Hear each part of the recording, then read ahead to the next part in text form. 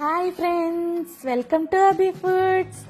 ఈరోజు మనం పచ్చిమిరకాయలతో పచ్చడి తయారు చేసుకుందామండి. చాలా బాగుంటుంది ఇది. రాగి రొట్టెలోకైనా, జొన్న రొట్టెలోకైనా, బియ్యపు రొట్టెలోకైతే దీనికి మించింది ఉండదండి. అంత టేస్టీగా ఉంటుంది. దీన్ని మీరు కూడా తయారు చేసుకొని రుచి చూడండి. వేడి వేడి అన్నంలో కూడా ఇది చాలా బాగుంటుందండి. అయితే ముందుగా మనం పచ్చిమిరపకాయలని కొద్దిగా ఆయిల్ వేసి వేపుకుందాము.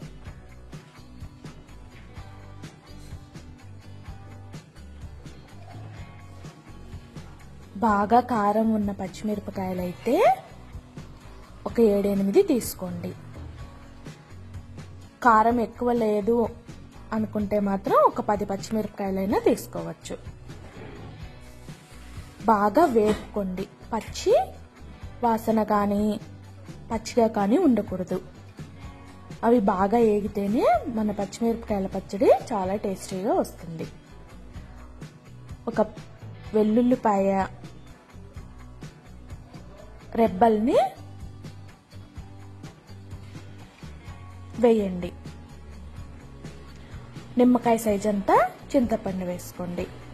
ఒక ఉల్లిపాయని, పెద్ద సైజు ఉల్లిపాయని ముక్కలుగా కట్ చేసుకొని అవి కూడా గ్రైండ్ చేసుకోవటానికి మిక్సీ జార్లో వేసుకోండి. టేస్ట్కు తగినంత ఉప్పు. అందరూ జీలకర్ర వేస్తారు కదండి, నేను మాత్రం జీలకర్ర పొడి వేసాను. ఒక 1/2 స్పూన్ జీలకర్ర పొడి వేసుకోండి. జీలకర్ర వేసుకున్నా పర్వాలేదు.